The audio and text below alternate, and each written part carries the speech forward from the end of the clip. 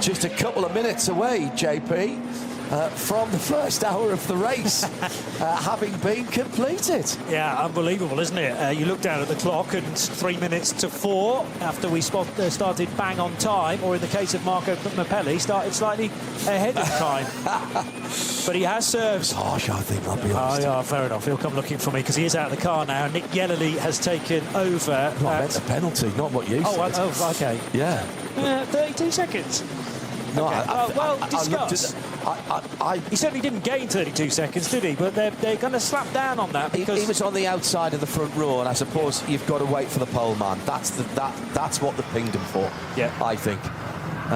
Not necessarily that he went before the green, because I'm not sure you could tell that from anything that we've seen. Race control will have other angles on it. True. But I know what they pinged him for now. Of course I do. He crossed the line before the pole man. Yeah, his nose is in front of it. That's what and that's all down to the fact that control line for the start's been moved down. All right, here are the leading pair then into the pit lane. Lamborghini and Manthey Porsche. Following them in is the number 3 Verstappen Winwood car. The Dupre S3 shares the box with the number 3 car, so we've got 2 cars from the same box in at the same time. Hunkadea getting out of the car, and the 20 that was perfect timing, because the Dupre S3 has just pulled out in the background. You probably just heard the little 888 engine disappearing, and their team car is in as well, the number 80 at the end of, is this the end of lap 7? Okay, so they've gone pretty much to the end.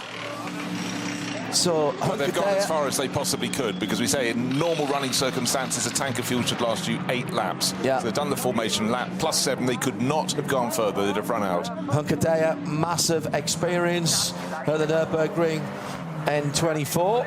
He is out, and it seems ridiculous calling Max Verstappen a rookie, but he is in this race, and notwithstanding his achievements in single-seater racing, deserves some credit for what he's done so far. So he's done 3 races before, short-distance races on the NLS here, 1 in a mid-rank car and 2 in SP9. He's been right at the sharp end. Don't think that's his only experience at Nürburgring, because Max famously does a lot of sim racing, and the harder the challenge, the greater. That's why he is here in full metal racing, bringing a host of new fans to this event, and I hope they're enjoying it so far, because we have a lot more in store. One thing we haven't had as yet is any rain. No, that's I'm looking left, I'm looking right, I see blue sky. No, it's due every hour. We've only got 1 minute left for it to strike in the first hour. I'm going to complain to the BBC about the weather app in a minute. Well, that's your own business. Yeah, exactly. But the cloud cover, I mean, it's fairly severe, I suppose you might say, but it's not the threatening stuff. So bright white fluffy cloud over in the distance as I look towards Sabine Schmidt's curve, as all of these pit stops are happening together. I'm pleased that the 44 Porsche from Falcon Motorsport had been spun around, because that was right in the path of the Lamborghini from Conrad, which is going to be released first. As you can see, at least 3 stops happening at once. Interestingly, the 2 Winwood prepared Mercedes have found one another, but the 3 will go well before the number 80 car. Great quote from Pierre Caffer out of the Audi number 71. He says the start was actually quite okay. It's always the same story every year, getting it in the race properly. I think we managed it quite well. You can always discuss the driving style of some of your colleagues and competitors, but otherwise I'm satisfied. Surprisingly, quite a bit less happened in the first few laps than expected, so let's see what the rest of the race has in store. This looks like it's going to be a very fast race, and I think all in all it's going to be a really great event here for the spectators, for the fans, both here at the track and further afield. Pierre Caffer, who I still think of as a thrusting young thing in the pit lane, now one of the veterans, you'd have to say. The cool heads around here, very, very good. 24 hours of Nurburgring broadcast is brought to you by Mother Count Socks and Step. However they need. 502. Network of parks. National Hill Climb. Difficult to say there was this one-stop decision, but actually the racing team was always dreaming about doing a car like that. And Actually, we never did, but we said we do an April Fool's Day, and just what we're dreaming of, we're just going to project this into the community and say, look, and then afterwards, of course, it's just an April Fool's joke. And but the resonance was so big, and everyone said, well, why don't you do it? If you are dreaming about it, why don't you build it? And the buzz was so big that we also got some interest from sponsors. We said, well, if you do that, we're in. So we said, okay, maybe we should consider. And the team already started working, the technology team, and they said, we know how to do it. We could, and let's go for it. Does it help, just keeping an eye on the battle at the front of the field, coming up the Caracciola carousel? You've got Grello, we've got the Lamborghini, and then the AMG of Max Verstappen, and what's inserted into the middle of that, that's another one of the AMGs that's in there as well, the Bilstein car. Does it help that BMW has M, and M as a department so closely linked to motorsport is a bit more nimble than if it was the whole company, a whole corporate entity that had to make decisions like that?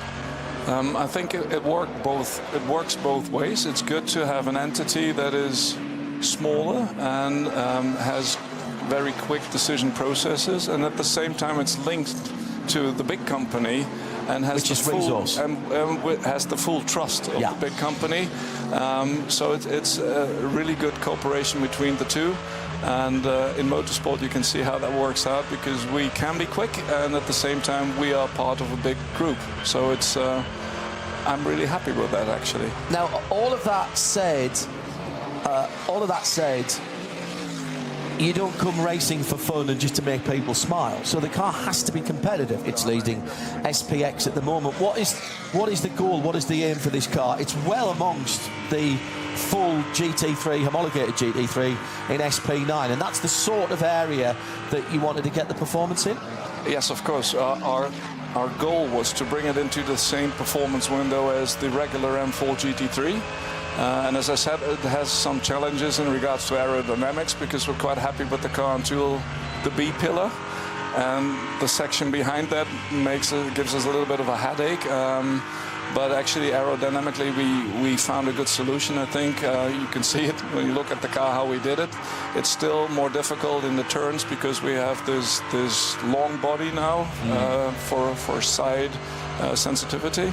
But actually, we're quite happy with the window we found with the car. SPX means you can race it here. Where else could you potentially race it? Richard Crail, my colleague down in Australia for the Maguire's Bathurst 12,000, another round of the championship, the international championship, of which this is round 2. He said, we'll have it. We'd love to have it at Bathurst. And the Aussies love a big V8 powered wagon, as they would call it. Are there other opportunities to take it out, or will it only be at this type of race? Well, our main purpose is to do this race. It was our main purpose, because when we said we're going to realize this car, this was the main goal. Of course, now that we've created this hype, a lot of questions arise. Are you willing to do a race here or there? But we already sold this car, by the way, to an investor. Really? So yes, that was part of the starting of the project, to get the funding. That we found someone that said, you race, and afterwards I get the car. So that's also something we figured out how to make this happen, because of course it's also about money if you do something like this.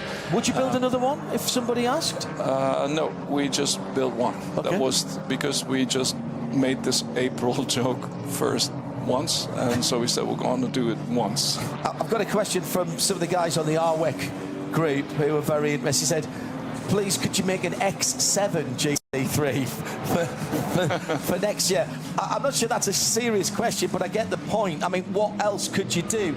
The whole point is that the underpinnings of that car is the same as the current GT3 car, the M4 E4. So you had the starting point at least for that. Yes, it's just that we have the two smaller doors in the front that makes it look a little bit different, because also for the drivers it's not such a big entry.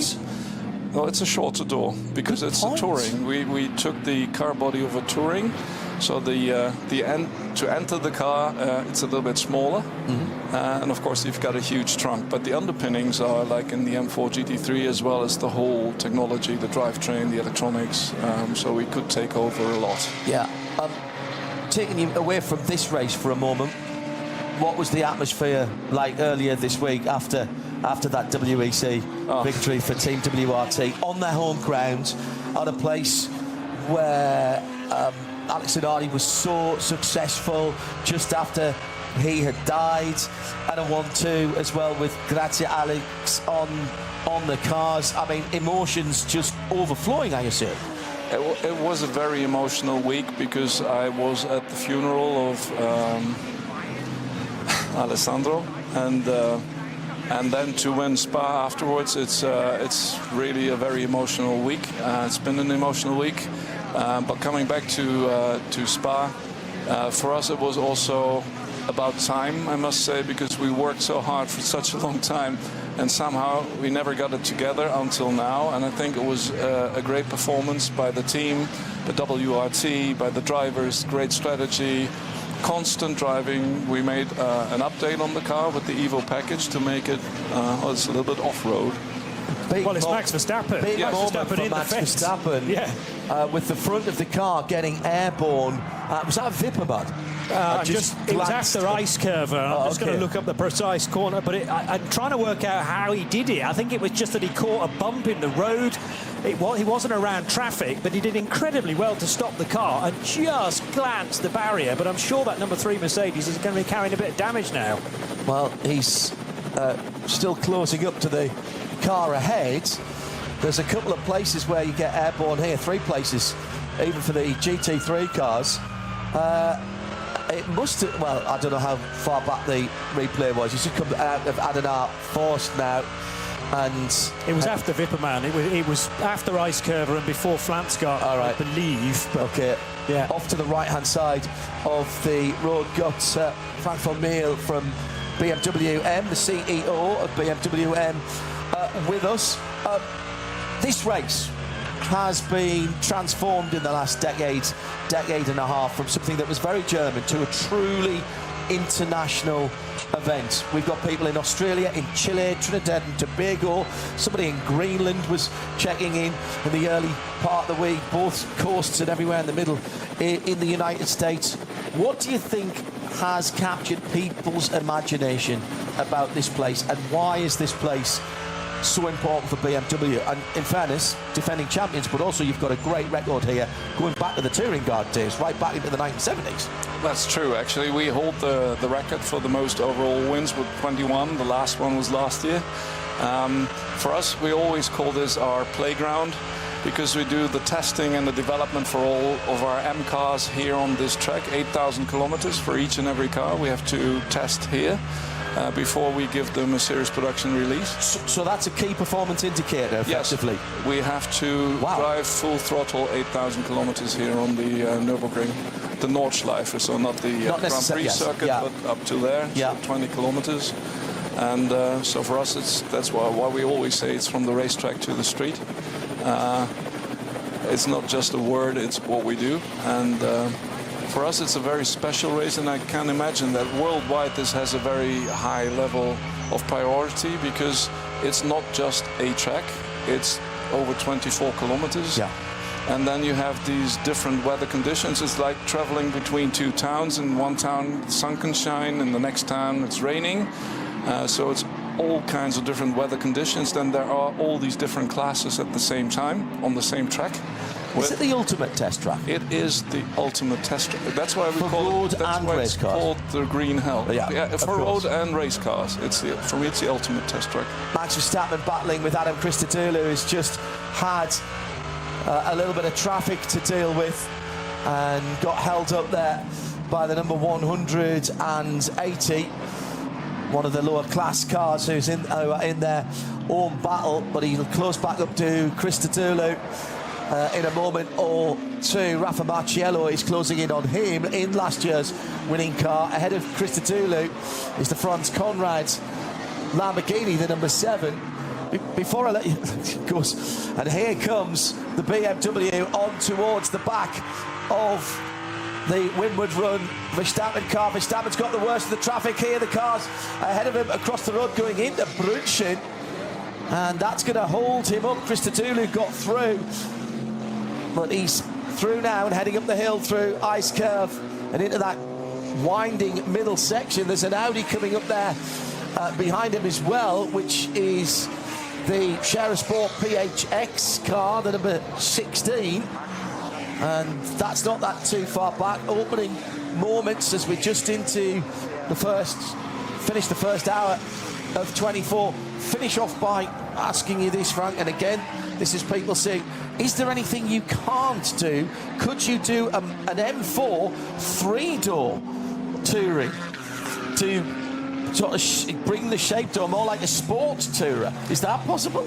Well, to be honest, the M3 Touring 24-hour is a 3-door because it looks like behind the front 2 doors there are another 2, but actually it's a closed panel. Right. So it's you can have both cars in one there. Are you already working out what the next project is going to be? Is there room? Is there still room? You said that was a one-off car for that particular concept and project.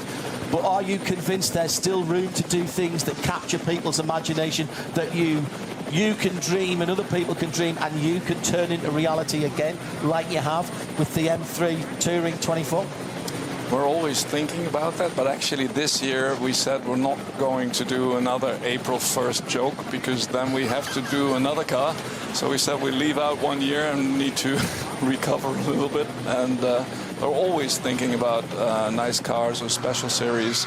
And I think you can look forward to a lot of nice cars coming up in the next months and years to come. Has it been, I'll finish with this, as you, the man at the head of BMW M, part of a global entity in BMW, you work across a lot of markets. How difficult is the marketplace at the moment? How difficult is it to plan ahead? Because you've turned that concept car effectively around quickly, but in your series production, you're planning 3, 4, 5 and more years ahead. It seems like things change very quickly now for legislation. How difficult is it to plan ahead and make plans that you can then keep to? I think it's a little bit like in racing because the good thing is we could build them on the M4 GT3 car. So if you have a strong base, you are able to react in a shorter time. And also if you look at the world and what's happening, it's always good to have what we say power of choice. So you have combustion engines, electric cars. Actually today we drove in the Corso over the ring with the M3 electric prototype car, which is not in series production yet, with the 6 generations of M3 behind it. Because does that have the Neue Klasse styling as well? Yes, I think I've seen electric motors, and it's a complete new world. I'm a chassis guy. I'm a vehicle engineer, and I'm a racer, and I haven't ever driven a car like that on the track. Actually, I had to do training again on the Nurburgring Nordschleife to be able to drive that car because it's so much faster than any other car we have. And different performance and handling characteristics. Yes, then? Well, it's typical M, but it's just so much quicker. An instant torque, so instant. Yes, and with all 4 wheels. At Mothers, we're driven by the same passions you are. Fueled by more than 50 years of determination. Improvements. Accident reviews and for corner after corner, like any top driver, to find a chink in the armour of the driver in front of him. But at the moment, young Engstler in front of him is doing Christian Engelhardt is doing a really good job in Frank Conrad's Lamborghini. I want to follow up a couple of stories from earlier on. We saw the number 59 de McLaren Artura Trophy Evo in the pit lane. He said, I got through it reasonably well. We didn't have a great starting position because we didn't focus on qualifying. Finding the right tyre pressure has been difficult today. Maybe we can still get something out of it. Unfortunately, I've just been told we seem to have a radiator problem. We'll have to see how quickly we can repair it. That's the number 59 door McLaren. The Volker Streichek Corsa GS line 130, which was hit by the Mustang. He said, I don't know why I got hit by the Mustang. Unfortunately, the front suspension is damaged.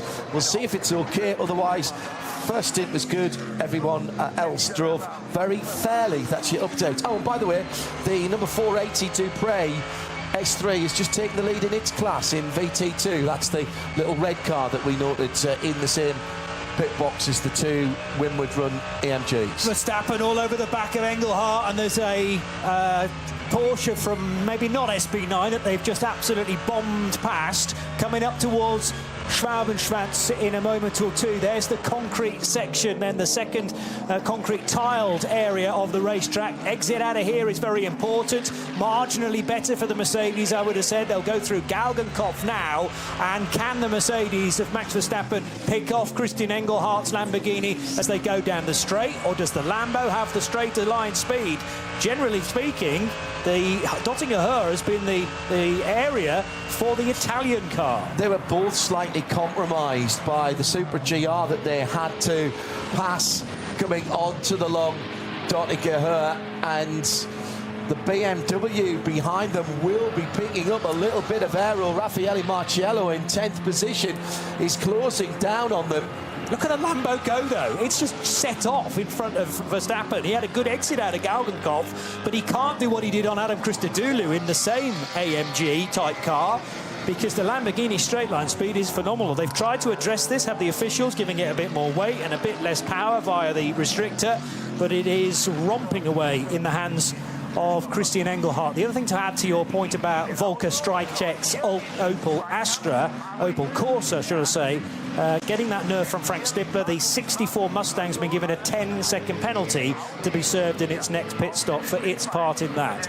Just a little observation, as Verstappen's been putting all the pressure on the Lamborghini of Christian Engelhardt. It's very, very twitchy. Engelhardt is hanging out. Thank you for Peter Snowden just to highlight that when he came into the commentary booth. But Christian Engelhardt, he's been racing Lamborghinis for a good decade, but I think they're so desperate for that straight line speed, they've taken a bit of wing off, and it's really making it super twitchy. Absolutely great example in the replay there. So Christian Engelhardt is hanging on. You know what? They're both being caught. Raffaele Marciello coming into the mix in his Rover BMW. That is getting closer and closer. 6th position at the moment for Jens Klingmann in the BMW M Motorsport M3 Touring. Just done an 8.17. That's the fastest SPX lap, but it's still away from the top times of the SP9, as we were just talking to Frank van Meel, the man at the head of BMW M.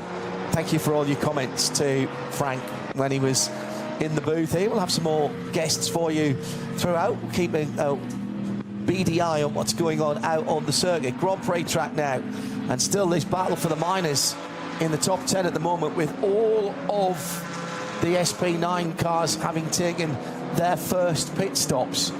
I did promise you a quick rundown of the classes, but there's just been a bit too much going on at the moment, and Verstappen gets very close and touches the back of the Lamborghini. He's got the inside line for Sabine Schmidt's curve. A little bit of a bump and run there from Max, going on to the Nordschleife for the 11th time, and that is a position made up by Max Verstappen, and therefore up to 8th position, Johnny. You see the BMW on BMW action as well, because the M4 from Rover nearly piled in the back of the Z4, which is not quite on the pace of a cutting-edge SP9 car, but great to have a couple of Z4s in this year's race. And now the Z4 a little wide, coming through the latter portion of Hatzenbach, kicking up the dust. Your point about Jens Klingmann, yes, it had drawn my eye as well, but bear in mind the M3 Touring 24-hour pitted after 5 laps, as did Thomas Neubauer, Chris Mies, Nicky Thiem and Jesse Krohn. So they're all going to be coming in at the end of 5 + 8, 13 laps. So earlier than these cars, and that is a crucial overtake, actually. Now, it was all set up back at Vidal chicane and helped out by the BMW Z4. So Christian Engelhardt didn't get the best exit coming out of the chicane and then turning left. And you're right, there was a tap and another tap, and then eventually prizing the opening was Max Verstappen to go through in car number 3 into what is currently 8th. But I think that could be a net 2nd place, because Thomas Preining, the 911 car, let me just remind myself when he pitted first time around. The Preining car certainly didn't pit after 5 laps. It might well have been the full 8. 911, yes it was. So Estra handed over to Thomas Preining, but they did 7 laps to start. they'll now do 8 laps and be able to stay out for 2 extra than the current race leader and those 3 cars in behind Thomas Neubauer.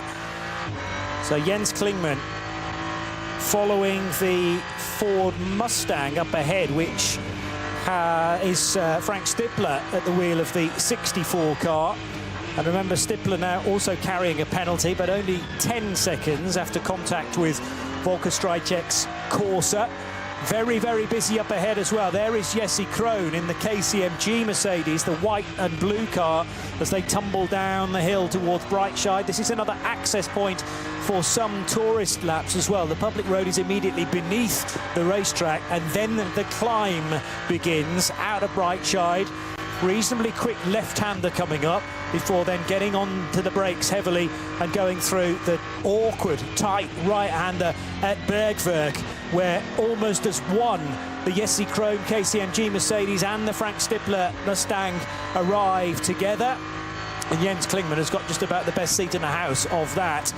Now, a few moments ago on the Grand Prix track, there was big contact for one of the Hyundais. That's the Elantra, taken out stage right. Manuel Lauch in the 830 numbered car.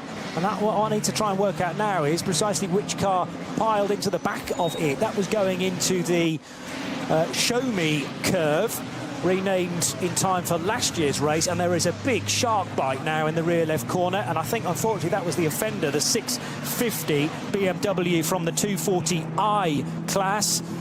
And the 240i BMW almost not braking for that left-hander on the Grand Prix track. And there'll no doubt be some damage on that 650 car as well. Now at the carousel, 3 cars together, 2 of which are in the SP9 division. Then you've got the Jens Klingmann SPX Special that we've been hearing so much about. The specially built M3 Touring 24H car. But this is on the same strategy as Thomas Neubauer in the Realized Condo Racing Ferrari, Christopher Mies in the HRT Ford Racing Mustang, and Nicky Team. As the track is clear again. So there was a drama at Bilstein, which was probably those 2 cars getting involved with one another, although there's another incident now under investigation as well, which was not the Hyundai and the 830. I'm seeing 878. Which is a BMW leading the BMW class. That's an M2 racing car. And now look at how easy it is to find a delay at Brunchen as 3 SP9 cars running at very close quarters, or 2 SP9s and the SPX Touring, mere centimetres from one another. Heading through Brunchen, this is Flansgarten, where the Mercedes definitely took off there, as did the chasing Frank Stippler Ford Mustang. And over the crest, and really not that far away, is Thomas Preining, who I reckon, Joe Bradley, will take the race lead once these 3 cars ahead of him come in on for their scheduled stops. This is great, isn't it? This is great. We've got, I can't believe I mean, we talked about this race being a 24-hour sprint, and what we've seen so far since the race went green is just that. We've had some far too many even to mention just after just over an hour of this race. Heart in the mouth situations where this track just shows the very nature of this track. You really have to throw caution to the wind at sometimes, but we've also seen some examples of discretion being the better part of valor and patience coming to the fore, and I think that's the key term at any stage of this race, even in the final hour. The term is patience. You sometimes have to just lift off and let the course take its place. The BMW Touring's catching Frank Stippler now in the Mustang. So is there a chance for Jens Klingmann to whip around the inside of Antonius Bucher, maybe the outside? He's picking up a double toe, of course, because of the KCMG Mercedes. They almost thought about going 3 wide as Stippler does get the place, and Klingmann said, well, if you're going through, then I'm going to try it as well. But then he ran out of grip on the run into Tiergarten, and that gave Jesse Krohn a second life. He does manage to slot the white and blue Mercedes in between the 2 of them, and only just back onto the start-finish line. And actually the KCMG car gets a better exit this time and draws alongside Frank Stippler. Which will Jens Klingmann now get the toe from? It's the Mercedes. They're absolutely together down towards the Ravenol S. It's right, it's left, there's a tyre wall right in the middle, and don't discount Thomas Preining on a totally different pit stop strategy. He could take all three of them at once. Yeah, it's going to be it's an absolute fist fight that's breaking out here. We're onto the Grand Prix track here, so it's a conventional racetrack for a little bit before we head back out, but side by side around these corners sometimes just doesn't fit, and yet these drivers are showing that they can. It's too wide down to the Goodyear curve. Let's see who can duke it out. He's got the inside line. The Tourer has got the inside line. However, the Porsche, Preining, just around the outside, and he's got the traction to pull out the corner, and he goes ahead. Must have been a mega pit stop from Manthey, and of course, what am I saying? Every pit stop performed by Manthey Racing generally is mega. But in order for them now to have caught three cars, This 24 hours of Nurburgring broadcast is brought to you by Mother's High Performance Car Care, formulated for fanatics. Give it that mother's love. One law firm, Klein Inspector,